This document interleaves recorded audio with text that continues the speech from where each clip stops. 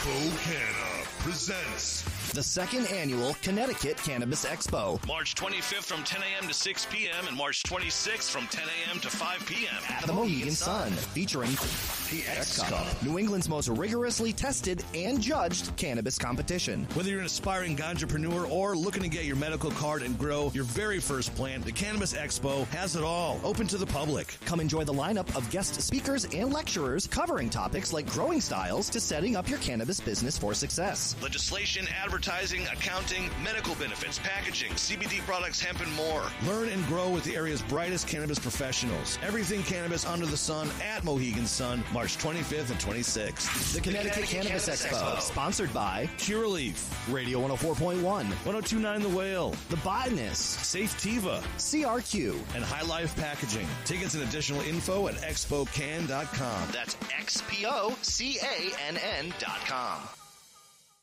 XpoCanna presents the second annual Connecticut Cannabis Expo. March 25th from 10 a.m. to 6 p.m. and March 26th from 10 a.m. to 5 p.m. At the Mohegan Sun, featuring the X Cup. New England's most rigorously tested and judged cannabis competition. Whether you're an aspiring ganjapreneur or looking to get your medical card and grow your very first plant, the Cannabis Expo has it all, open to the public. Come enjoy the lineup of guest speakers and lecturers covering topics like growing styles to setting up your cannabis business for success. Legislation, advertising, accounting, medical benefits, packaging, CBD products, hemp, and more. Learn and grow with the area's brightest cannabis professionals. Everything cannabis under the sun at Mohegan Sun, March 25th and 26th. The Connecticut Cannabis.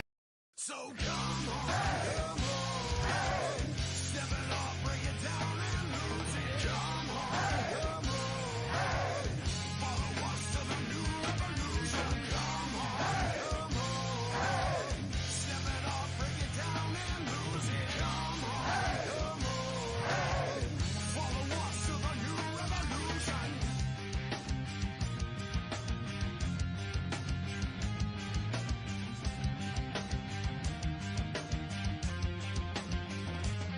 Well, I'm on that new shit, Crown Royal whiskey and Mountain Dew, mixed with sour apple puffers, and you got your wake-up cues, kid. I use it to help me feel better about making music. I cannot fight against my nature, so I induce it. A few sips, I'm almost ready to get abusive. With loose lips, I turn my enemies into reclusive. It's ruthless, but you don't know you can't outdo this. The truth is, I'm in the business of revolution. It's booming, the scarecrow is musical evolution. A fusion of sounds we crowds easy confused with.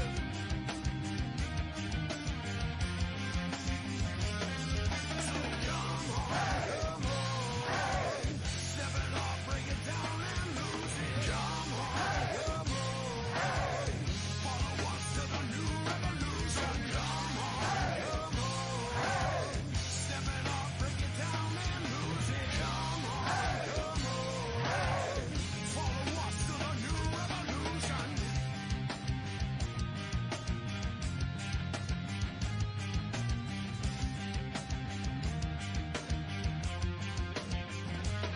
And now I'm proving that this battle I am never losing. I'm choosing to ignore the cuts and bumps and bruises. I'm cruising through these haters, leave them looking stupid. They foolish if they think they'll ever hear my conclusion. I'm through with all these part-timers and their excuses. I'm bruising, eager.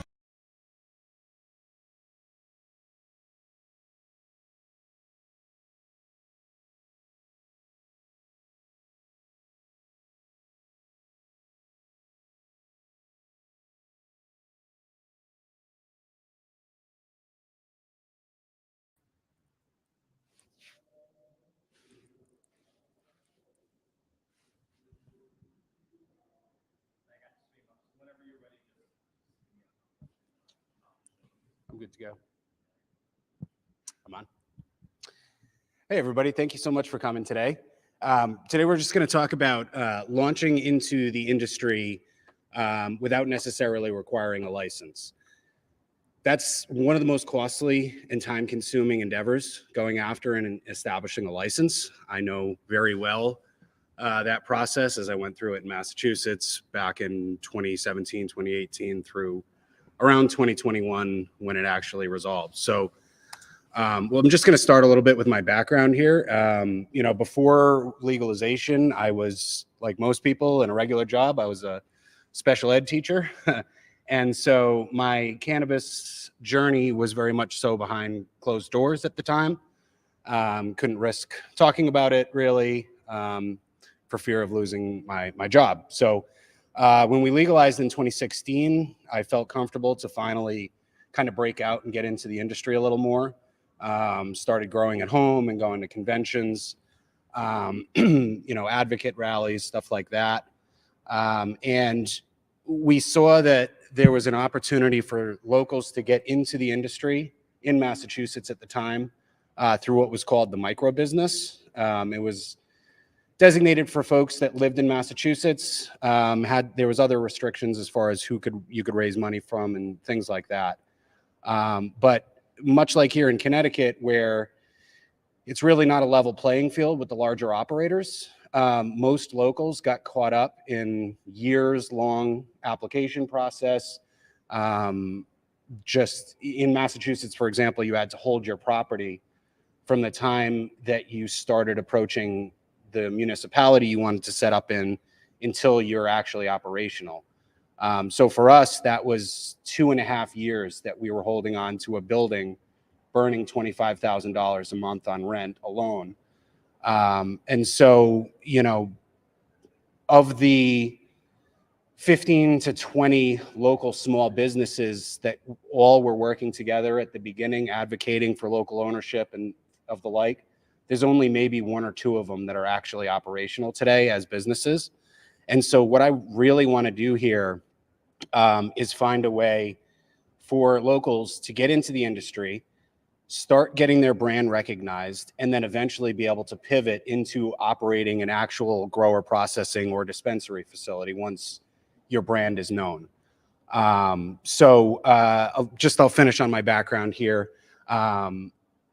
Unfortunately, after running into predatory investors, as many also do in this space, we were forced to sell our license at a pretty big loss.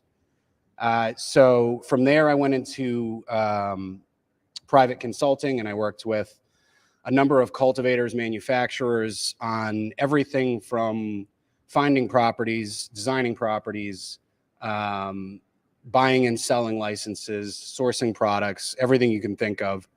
One of them hired me to run their dispensary. So I did that for a little while in Amherst, Massachusetts. Learned a lot about the space and the operations at the time and the customer base. And now my current job is I do bulk wholesale sales for Ethos Cannabis here in Massachusetts and in Pennsylvania, where we're moving around 20,000 pounds a year. Meanwhile, I couldn't give up on Deep Roots. All the money that we brought in was from friends and family. So that's not an easy thing to just close up and walk away from. So while I was running the dispensary, I started noticing a number of brands that were out there that didn't have licenses, and thought, why can't I do the same thing? So we talked a little bit about the problem being, you're going to burn hundreds of thousands of dollars going through a licensing process before you even start building out your facility. And if you think it's going to take you a year, it's going to take you 3. That's the reality.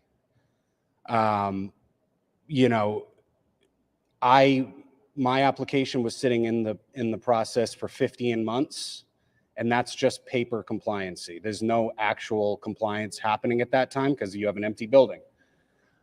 There's also a very uncertain regulatory future. Things change on a dime, so your business plan that you wrote 6 months ago might not even be able to operate by the time you get close to licensure. Another is what we know in the industry. Anybody who's tried to start up a business knows the green tax. Everything costs more. So, if you're going to go the route of trying to open a licensed operation, you really should hide the fact that it's going to be marijuana based as long as possible. Establish yourself as an investment firm of some kind. Just don't let people know what you're doing until you absolutely need to. The final major problem here is that markets are flooded.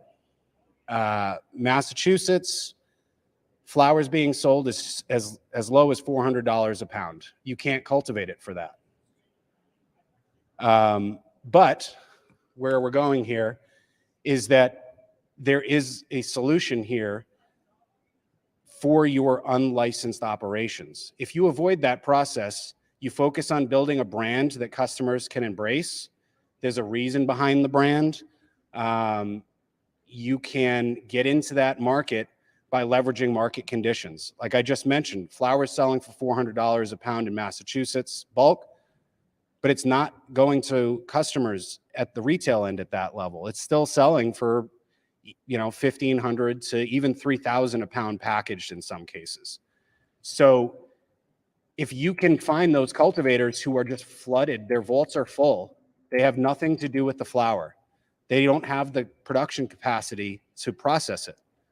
So they either sit on it for 6 months and sell it to extract if they don't have a lab, or they sell it to other operators who are white labeling.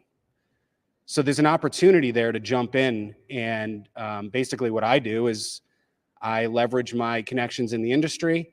I tour facilities. I check out bulk flower that's available, and I can have that flower sent to my manufacturing partner to produce what I pre-rolls right here. This is my first product on the market in Massachusetts.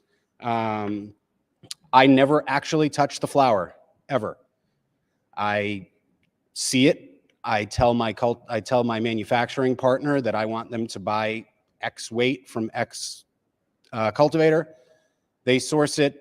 They grind it. They fill pre-rolls. They do all the compliance end of things, tracking through the state, seed to sale, and then they deliver them to our dispensary partners.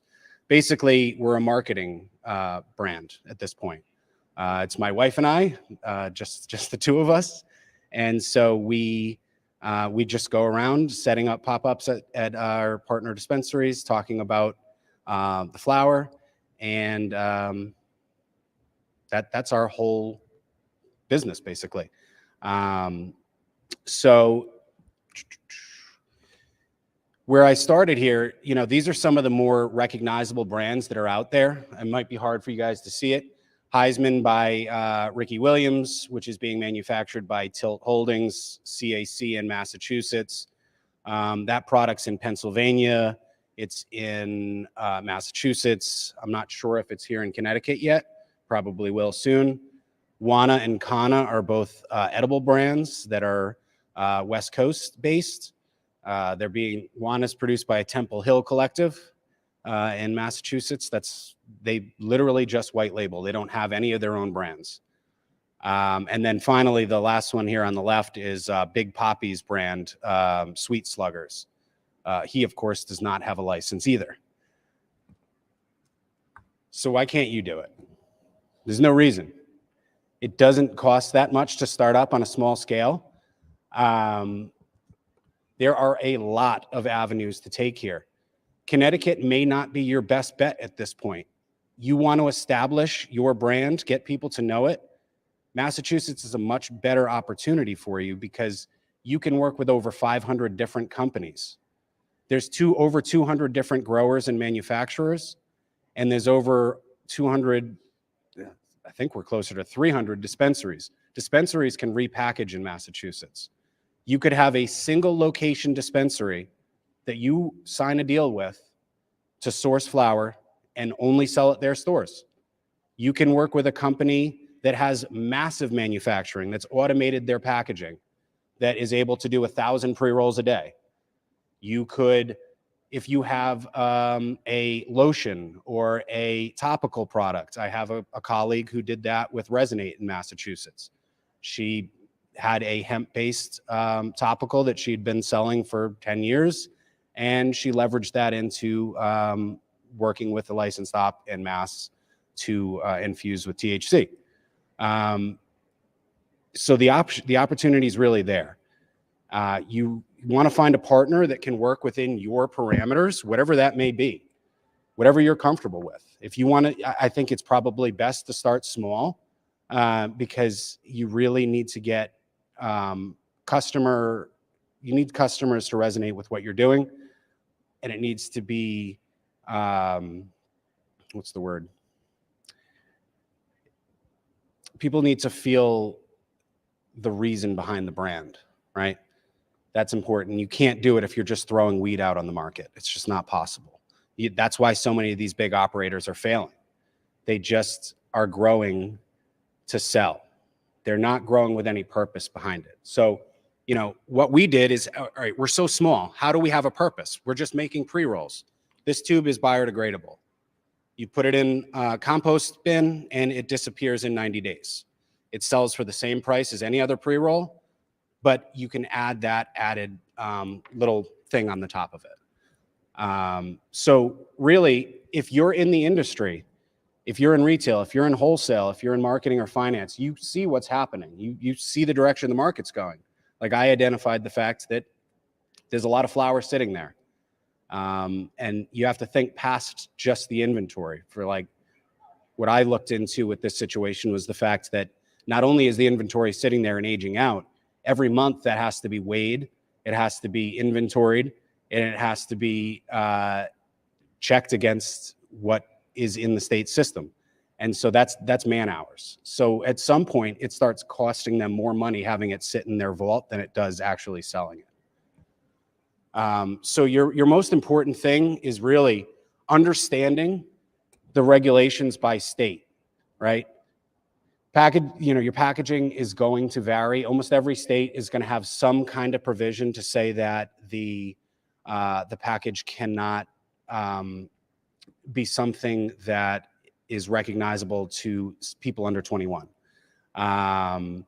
It may have requirements for specific language. These are all things that you want to work out in advance before you approach a partner to save yourself time. You need to know what needs to be on that label, all this gobbledygook that's on here that nobody reads but needs to be on there. That's something that's extremely important, because wasting time with your partner is just going to end up costing you more in the long run. I think another very important thing is that, like I mentioned earlier, everything takes longer than you want, so you need to plan ahead. There's going to be delays in packaging. I had a 6-week delay in packaging. Had I ordered the flour before the packaging arrived, I would have had pre-rolls sitting in a vault unpackaged for 6 weeks that I couldn't sell. So you need to be nimble, but when you don't have the overhead of holding a property and having employees and all those factors, you can really be nimble and make a good way in the space. So this went a lot faster than I was thinking, but I'm going to open it up to questions. This is really, I think this, go ahead.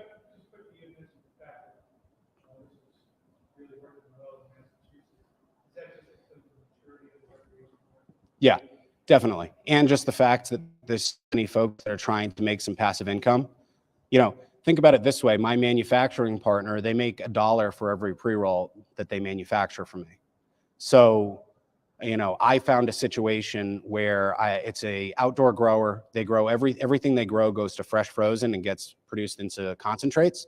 So in the fall and winter months, or the late fall and winter months, even early spring, they have a lot of downtime. So why not manufacture some pre-rolls while they're not cultivating anything? Yep. Hey, you mentioned that you don't actually touch the flower. You mentioned how you have your manufacturer purchase the product. Mm-hmm. Is that because you legally cannot purchase the Yes, product? correct. So how do you even get your foot in the door to just talk to these people in order to set up that? Like, Cash. okay. Cash. Yeah. How am I going to do this? Well, I mean, where this is legitimate. We're talking wire transfer, but it's a license fee. I'm not paying for the weed. I'm paying a license fee that for every pre-roll that they manufacture for me, it is basically we factor the fee in by figuring out how much it costs them per gram for the flour, plus their fee for actually manufacturing. Add it all up, that's what I pay. Yeah. But I mean, it can be a small, like I said, it can be a single location dispensary. They're allowed to repackage. So you basically have to go to the manufacturer first, Mm-hmm. talk to them about it, Mm-hmm. see what the Yep. numbers were, and then you can go and find these products for cheaper. Yep.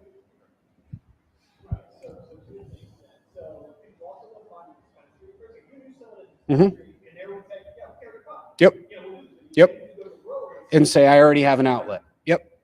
I actually did that as well because during my licensing process, I had signed 40 something dispensaries to carry my products, and we had worked out partnerships in advance. So I knew a lot of folks in the space already. I knew that I had an outlet for the product.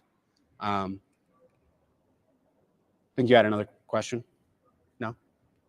Yeah.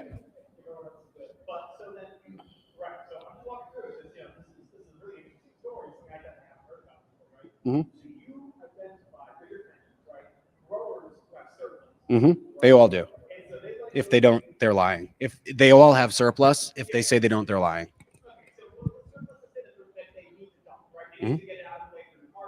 Mm-hmm. Mm-hmm. So I guess, what do you think some of your success contributed to? If there's a glut market, right, like you were kind of talking about, how are you able to move basically the same product by just changing the value add? It's the value add, exactly. Like, so when a dispensary is buying from Deep Roots, it's not some random brand ambassador that shows up. It's me. It's my wife who does all the branding and marketing. It's just us. And also another thing we do is that we source our flower only from social equity, economic empowerment, or local cultivators. So we're getting their brands out there too. When I send my menus out to retailers, it identifies who grew the flower. Yeah. So you're adding value in different little places to kind of make it direct. Mm-hmm. Say, you didn't even really know this weed might exist. Yep. Look what I'm doing. Yep. Okay, cool. That's really awesome. Yep. Is there a list of small organizations that have the cannabis license already? Not just for like repackaging, but for like manufacturing food or, So yeah, anybody who has a manufacturing license in Massachusetts, technically it's called a processing license. So if you look at the list of licenses on the CCC website, anything that starts with MP is a processor. Their license number. And so anybody who's a processor can produce food products, can produce concentrates, can produce topicals, cultivators. If they can package flour and pre-rolls, but they can't change the form of the product. It's a year from the time, well, flour is a year from the time that it passed testing. Yeah. Yes. Most do. Yep. And the reality is you need 10 to 14 days to dry. You need, a lot of folks are skipping curing, which is why I don't buy their flour. But you need 6 weeks. I prefer 8 weeks for cure anyway. Yeah. But also, another trick there is that if you're sourcing old flour, you could always make an infused pre-roll because you've changed the form of the product. It needs to be tested. Now that it's been tested, it has a whole other year until its expiration. Yeah. And you can retest as well. I would not recommend doing it because you're going to have THC degradation. You're going to have more CBN. But you can always flip that into another product type. I looked into sourcing some flour like that I was gonna blend with some hemp to have like a THC, CBN, CBD kind of 1-to-1 pre-roll.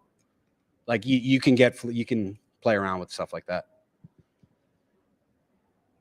Yep. Why aren't the dispensaries just doing this themselves? It seems like if you could do it, then they could do it for cheaper because they're already paying a staff to already do these things to source product. Why can't they just do what you're doing? Why can't they cut you out? I guess. I guess in theory they could. Just from my experience running a smaller location, we had the dispensary I ran had one location, two other that were licensed, and a large cultivation facility that was under construction. And so they were a major operation, but there's just so many moving parts. And I think a lot of folks get scared by the compliance end of things. They know retail, they know retail, they know retail. They don't want to cross. Yep. So I assume all your experiences in Massachusetts? Mass and Pennsylvania, yeah. And that market manual, basically, you understand that there's manufacturers that are like strictly contract manufacturers. Yep. So they're just That's all they do. the process for where it comes Mm-hmm. to the point. Yep. I wish hindsight was 2020. I wouldn't have gone for cultivation 5 years ago. I would have gone for manufacturing. For that very reason, you can always sign some West Coast brand. You don't even have to have a brand. Temple Hill is a perfect example. They do a ton of contract manufacturing, even things that wouldn't go noticed, like pre-rolls. They'll manufacture pre-rolls for companies who can't meet their own demand. They'll fill in that demand hole. Yeah.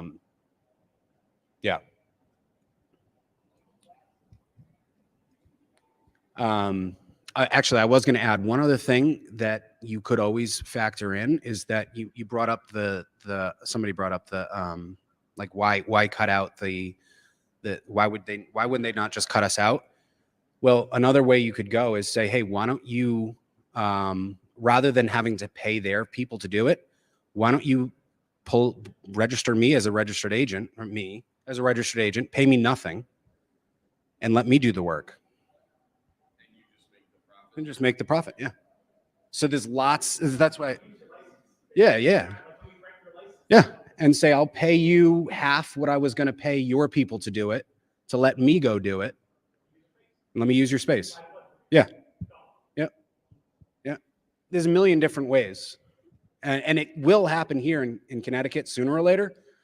But I think it's smart to start getting the name out there, getting the brand out there as soon as possible. I was going to expos like the Harvest Cup in Massachusetts in 2017, setting up booths for Deep Roots just to get the brand out there. And that's what's allowed me to sell to retail because people know us.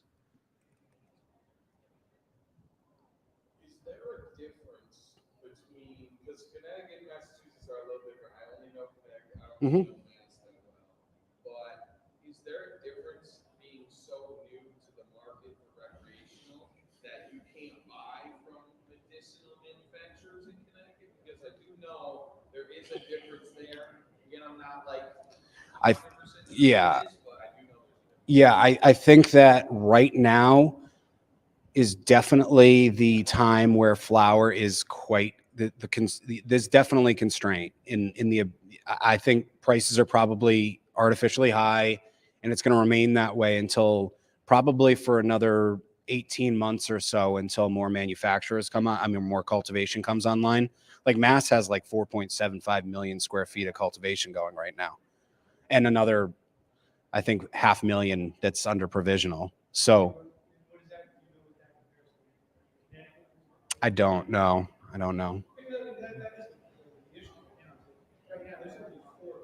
Yeah. It's 2018 Massachusetts.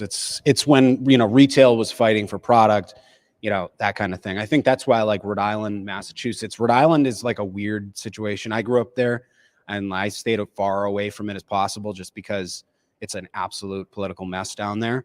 But it's a weird market that's a little bit more established and a little more open. And I think you could get in there with the licensing deal, like I've been talking about, much easier than Connecticut. And you're a little closer. People, that live in Connecticut may be buying your products and seeing your products when they visit stores in Rhode Island, rather. Yeah, there's no like strain names down here too, right? It's like X4987. That's fun. I wasn't a fan of that when that came out either. I thought that was not the best look. Well, exactly. That's, I think Yeah. that's the whole they're trying to avoid, and it promotes to kids a little Yeah. bit more and stuff like that, like you said with the packaging. It also is reflected in the products that are available in the medical. Yep. There's not a lot of products that, Yep. easily consumable. Yep. Products. Yeah. I think you had a question over there.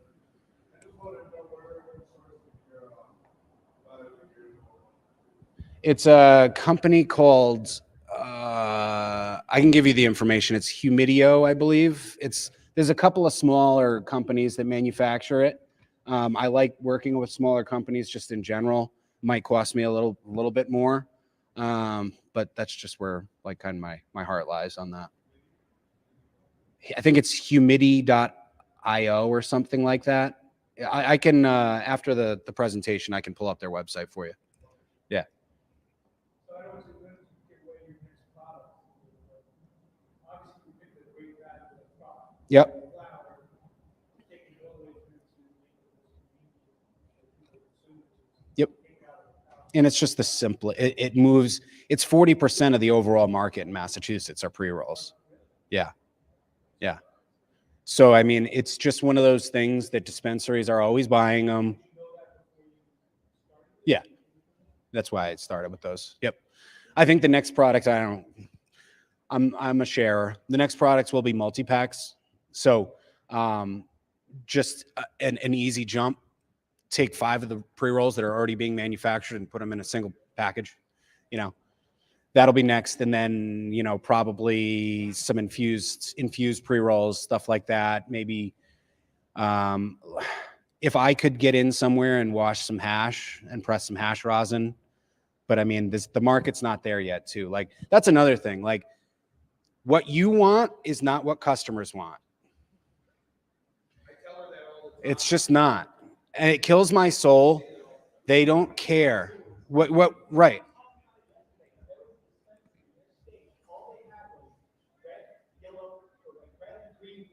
Mm-hmm. Yep. Yep. Doesn't surprise me. Yep. Simple.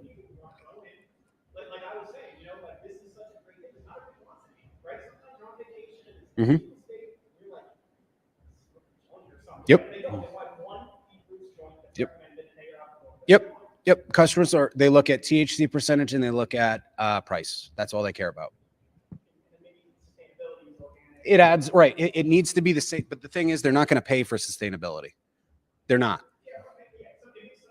Yep. They feel better. And they might tilt you over from buying that pre-roll that's maybe 1% higher, same price. They might go, you know what? This is cool. I'll take that one. Yeah.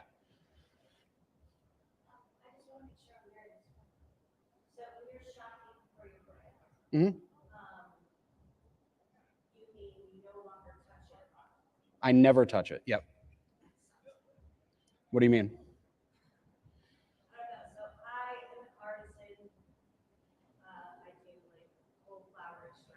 Love it. Mm-hmm. Yep. Mm-hmm. So I can't imagine building a brand that you love and have that passion, Mm-hmm. and then shopping it out. Yeah, and I mean, when I talk, I think that goes back to the importance of finding the right partner, finding somebody that's going to work within the parameters that you're looking for. I mean, I knew everything down to the grind rate of the herb going into the flour. This is not just here, take 10 pounds, put it in pre-rolls. It's, I need a QC after you finish this first run. Let me know I need to know how it burns. I mean, the hands-off thing is really just a compliance. It's just the reality of compliance. I can't physically touch it. So I had the license. Mm-hmm. I didn't get it. Yep. I was in the regular lottery, not social. Mm-hmm. How would somebody like me, and it's really a seed of soul, Mm-hmm. how would I shop my brand to go about that? Yeah, I think. Able to still do the work. Yep. I think you need to find somebody who's a grower processor. Like if you're looking in Connecticut, like you want to be here, you need to find somebody whose brand is not what you're doing, because you can't find somebody who's just going to resonate with what you're doing. You need to find somebody that's going to resonate with what you're doing that you're not also competing against. So like that might mean you might have to partner with somebody that you're like, oh, this is not the greatest company that I want to work with. But if your product is, if you can feel comfortable about your product, then it's a win. Right? So like, you know, we know this space is not full of all the greatest people ever, right? We've all come across them. We've all had to deal with it. But like, if you can feel good about that brand at the end of the day, that's what matters. So I'd recommend, like, you know, somebody who's not having that brand, that feel to their brand. Yeah. So in Massachusetts, Mm-hmm. are there licenses where you're able to be a seed to soul? So Connecticut originally set it up. We thought when we were applying for electrical cultivation that it would wind up being like a seed to soul kind of process. Yep. That wouldn't really have to change any part of it. Mm-hmm.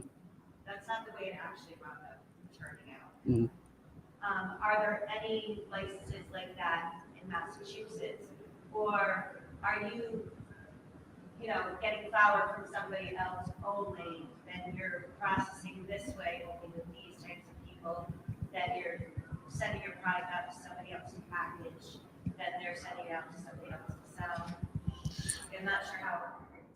I don't have Connecticut set up. Yeah. I'm not sure how. So you're talking about being vertical, being able to go from cultivation to sale all the way to the final. Yeah.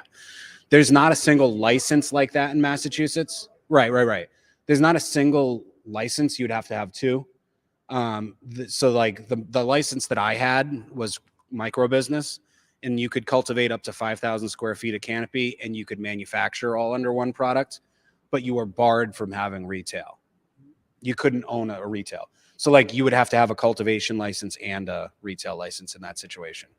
Yeah. But like for us, like I go out to the cultivators who I trust.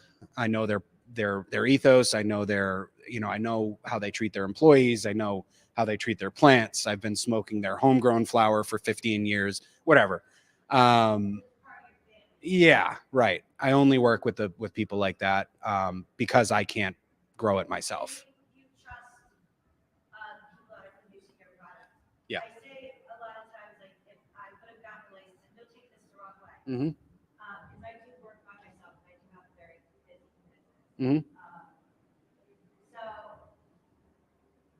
you trust them enough. I say that if I can trust them enough, that I can actually retire. It's a lot of work. Yeah. And when you've been doing it for a long time, you're tired. Yeah. You don't want to be doing it in the streets anymore. Yeah. And it would almost be like retired. Mm-hmm. But I don't know if it would be so easy when you build a business like that to just. It really, it isn't. Like I've even recently, just because I've been so busy with my day job, I've had to work with a couple of friends that are consultants to do some of the sales. And that was even very hard for me to like step away from the dispensary conversations and just be the marketing guy. Just because it's always been me, right? It's just, yeah, right. Yeah. Yeah.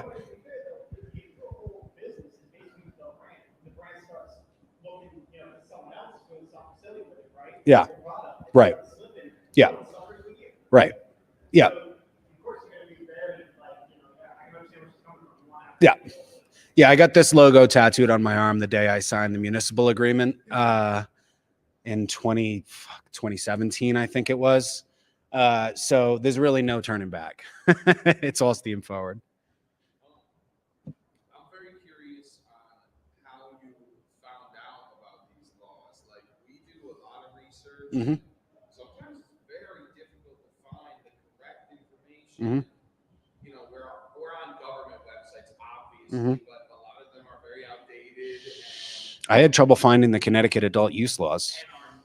We had so much trouble finding it, and we still aren't 100% Yeah. sure what they are. Yeah. And so how do you go about I mean, there's got to be a convenient way to do this. It's got to be public information. It is, yeah. So like Massachusetts, right? Because the only way to write an application in Mass that was going to pass was to just literally take the regulations and parrot them and just flip it to be like, so this says that in order to be compliant, your company has to do this. I just change it to Deep Roots will do that, right? So like, so the Mass, like it's on the back of my brain at this point. But it's reading between the lines, right? Like, you know, if it says company will, like I saw something and I could find the Connecticut regulation, the medical regs, and it looks like brands have to be cleared by the whatever the public health department is or whatever. Yeah. So it says company will have their brand and images approved by that group, right? Doesn't anywhere say there that it can't be another company's brand. It just says the brand will be. You have a licensing agreement with a company. They'll probably have to see the licensing agreement. Like we had to send our licensing agreement with the company that I manufacture with to the CCC. No.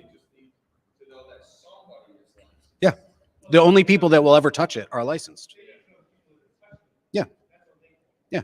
I mean, you think Ricky Williams, like showing up at dispensaries doing pop-ups, like does he have an ID card in his pocket? No, he doesn't have a registered agent card. You know, he's a nice guy. This is not to besmirch him. I really like him. I got to meet him once and he was a really awesome guy. We actually talked more about fruits and vegetables than we did weed, but that's neither here nor there.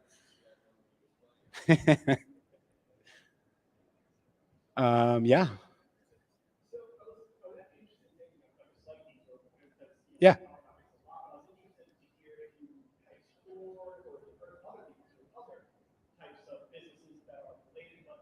Yeah.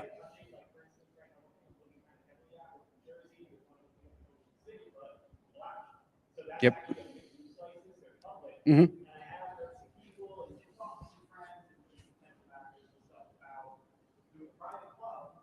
That's the way. This is the way. Yeah. Stay away from licensed consumption lounges. You can't make any money. Private lounges are the way to go. My buddy, I can connect you with Kyle Moon from the Summit Lounge up in Mass. It's the only private club well, now there's two. But for like 6 years, it's been the only one. No. One seizure in 6 years, unrelated to cannabis. They hadn't even consumed yet. No police presence, no DUIs, no accidents. It's rejuvenated the neighborhood.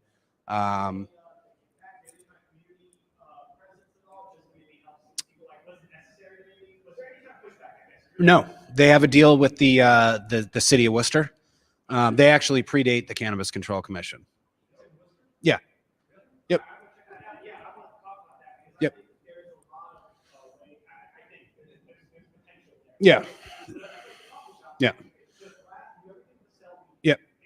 Yeah, I'm actually working on those social consumption regs in Mass. A group of folks and I started the Social Consumption Advancement Coalition up in Mass. And the regulations, we're totally off topic here, but it's fine. It's set aside for social equity, economic empowerment, which is beautiful, but they wrote the regulations in a way that they're unprofitable businesses. You can't possibly make any money.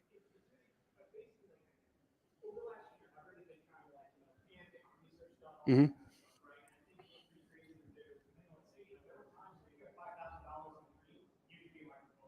Mm-hmm. Yeah. Yeah, I lit $750,000 on fire.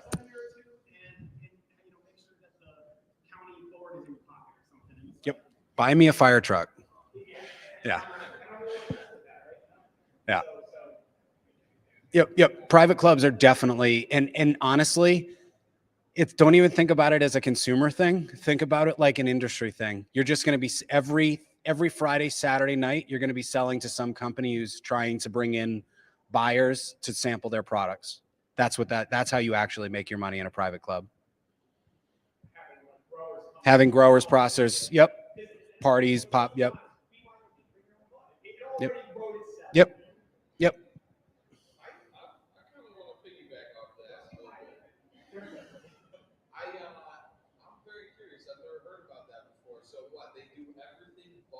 Mhm. Yep. Yep.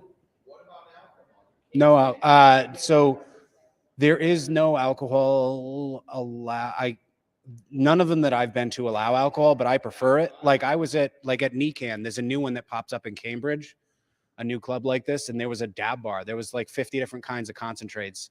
There was like a giant hookah with hash the whole night. It was sick. Nope, just private. Yep. So I'm just concerned about the gray area of mixing weed and mixing alcohol. Yep. Potentially, like bars already run into so much trouble with DUIs and Yep. stuff, and people coming and attacking them. Now, if you add marijuana on top of that, is that a double whammy? I say there shouldn't be alcohol allowed. Period. Yeah. Hard stop. Well, that's because I know bars are very popular. If you just added a lounge where you could drink and get your weed on Yep. in the back or something, I think that could appeal to a lot of people. But I'm also concerned about. Yeah, there are some that are popping up. I talked to this guy, Chris Chiari, I think his name is. He's out in Denver, and he's opening a hotel that has a lounge, a private consumption lounge built in. So he'll have alcohol on site, but in a separate bar down the hall. Like rooms right next to each Yeah. other. You can go from one Yeah. to the other, but you cannot mix them. Yep. That's pretty. Yeah. Denver, somewhere in Denver, or maybe Colorado Springs, something like that.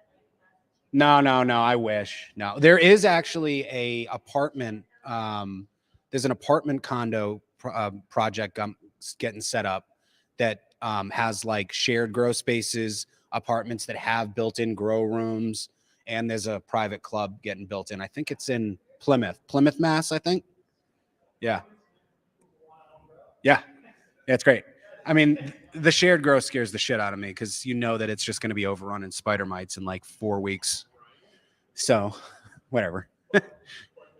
Yeah, black mold. Yeah. Yeah. Off topic there, but I think probably at our time, right? Getting close. Thank you.